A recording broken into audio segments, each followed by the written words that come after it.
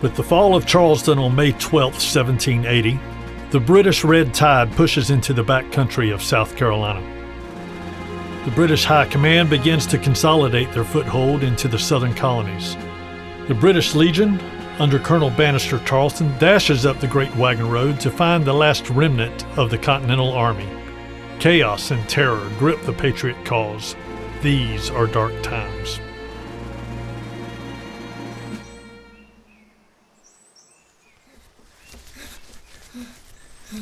Wake up! Wake up! Dad! What? They're coming! What? I just heard that the British are chasing Buford and Governor Rutledge up this way. They will be by here soon. What? Oh, I guess they mean business if they're following after Colonel Buford this far inland. Go find Soldier Tom. Tell him I need him.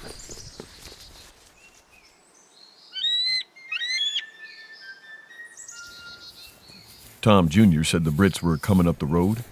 Yep, they seem determined to catch up to Governor Rutledge and Colonel Buford. They both walk toward the farmhouse. There is a storm brewing off in the distance. The clouds form and grow gray with each passing moment. Tom, how about you saddle up a couple of horses? We need to take a ride south for a little bit. Is everything okay, Thomas? Yes, everything's fine. Governor Rutledge and Colonel Buford are heading north. Mary looks up from the chair. Her cane is by her side, an ever-present reminder of her frail physical condition. A young neighbor girl, Nancy Davis, is there also. She helps Mrs. Sumter with the house chores. If the governor came by here, it must be bad in Charlestown. I suppose it is bad. Tom Jr. came up and said the Brits are heading this way. Here you go, sir. Thanks, Tom. Let's go for a ride. Maybe we can learn some things. They turn their horses to the south and trot down the road at a leisurely pace. Both are silent as they ponder the events of the day. What happens to us? Yeah, that's what we need to think about. How we survive and what happens after. But you left the army, sir. Yeah, that's true. And if the Brits are rational about things, that might be the end of it. At the intersection with the Great Wagon Road. He seems to be in a hurry.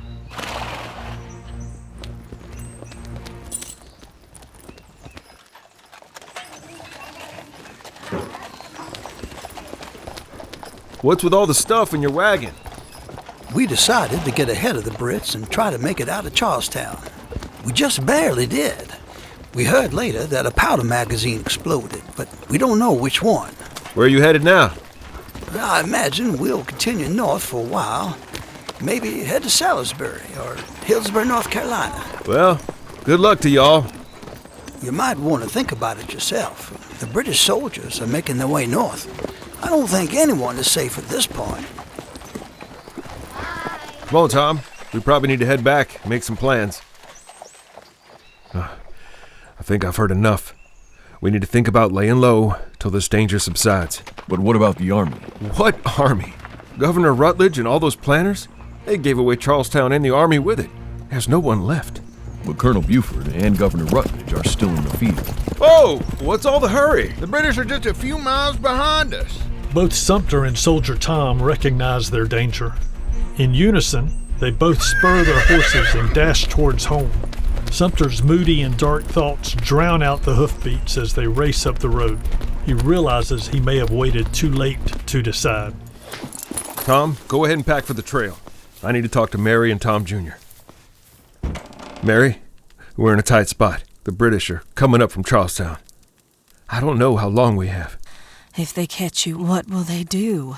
Well, I doubt they want to discuss the weather. Soldier Tom and I, we're probably on a list somewhere. Thomas, you can't get caught. You can't. You must hide. They won't burn the house if it's just me and Tom Jr. Yeah, I hope that's true. I'll send Tom to pack some things. We need to ride out, and quick. We may live in a saddle for a bit till this blows over. I'm mostly concerned about you and Tom Jr. Soldier Tom rides up with a full potato sack across his lap. He waits for Sumter to say his goodbyes and looks off down the road. Off in the distance, he sees a group of people walking up the road. Tom, Be careful. Sumter turns in the saddle to bid farewell, but Soldier Tom stops him short. The group of people that were walking along the road moments before are now running into the woods to get away from some unseen approaching threat. Sir, they're here. We must go, now. As Mary, Nancy, and Tom Jr. turn their gaze toward the roadway, Sumter and Soldier Tom gallop behind the house and make for the woodline. Nancy, lock everything up in the closets and the smokehouse. In a valiant attempt to keep everything safe, Nancy throws the key in the yard and dashes into the front room. Hurry, Nancy. Mary grabs Tom Jr. and they melt back into the house and close the door. Peering out the front window, they see a contingent of soldiers riding up the lane. Upon reaching the immediate vicinity of the house, several pairs of men break from the main force and surround the house on all sides. Madam, I am Captain Charles Campbell of His Majesty's Army. I am commanded to find a Colonel Thomas Sumter who lives on his farm. This is his home. I'm his wife. This is our child. He is not here. I'm ordering you to tell me where he is. If you do not, I will be forced to extreme measures. Very well. Search and fire the house.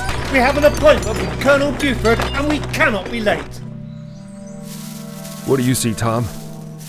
I see Mary being placed under that tree. She seems okay, Mr. Sumter. I see Tom Jr. and Nancy. There's some men harassing Archie at the barn. I can't tell what they're doing. It looks like a soldier that came from the smokehouse is setting a ham under Mary's chair. Now, why would they do that?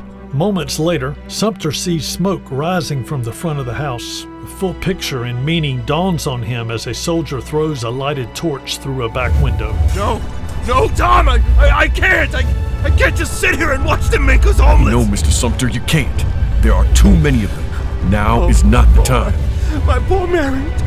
Tom Jr., our home. They've destroyed us! It looks bad, but they will be fine. My boy Edmund is still there, and Mac and Polly, and Nancy's family will help. We must go now, Mr. Sumter. Come on, sir, come on. General Sumter and Soldier Tom are forced to travel through an area heavily populated with those with loyalist sympathies. They keep to the road less traveled in the backcountry, hoping to go unnoticed. Rations are stretched thin, Tom. I think we need a chance to respite at the next roadhouse we come across.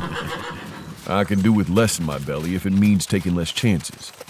Speaking of chances, you might want to change your continental coat while we are in these parts. Good idea. You know, a tired and hungry man has less chance against a well-fed redcoat, if we should be so unfortunate as to meet up with even a small scouting party. Can't say as I have a good argument with that one. Settled then. If we're lucky, we'll just be 2 more travelers nestled in for the night. We'll be stocked with provisions and have rested horses come the morning. The day burns on after a short stop for rest and water. Sumter and Tom remain hidden in the brush on the roadside as 2 redcoats on horseback slowly ride past their hiding place. Finally, shadows grow long as the sun begins to dip in the west, and the promise of cool night air begins to offer respite. Maybe it's all that talk about rest and food, but I swear I smell something mighty tasty cooking somewhere up ahead. The roadhouse is little more than a collection of lean-to shelters with raisable panels to dispel the heat of the day. Folks out in these parts are not welcoming to strangers. Leave the talking to me, all right? Yes, sir. Welcome. What can I get for you? Feed and water for the horses, a meal and a place to rest for myself and my man here. Thank you kindly, young miss. It sure smells good. I see an unfamiliar face seated among us this evening. Oh, Lord, we sure would appreciate a hot meal and a quiet night, but I don't expect you see it that way. Can't say I recall seeing you in these parts before, mister. Might I know your kin? I don't believe you would know me or mine. I'm not from around here. Just passing through. For all I know, you could be heading towards something or running away from something else. Which is it, friend? We hereabouts are loyal to the crown. Which side do you make your stand? Are you asking if my master is a rebel? Lord, now I have gone and heard it all.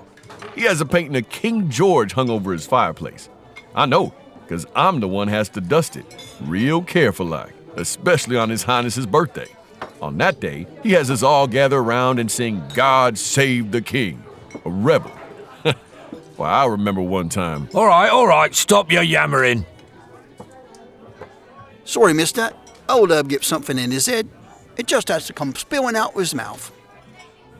No harm done.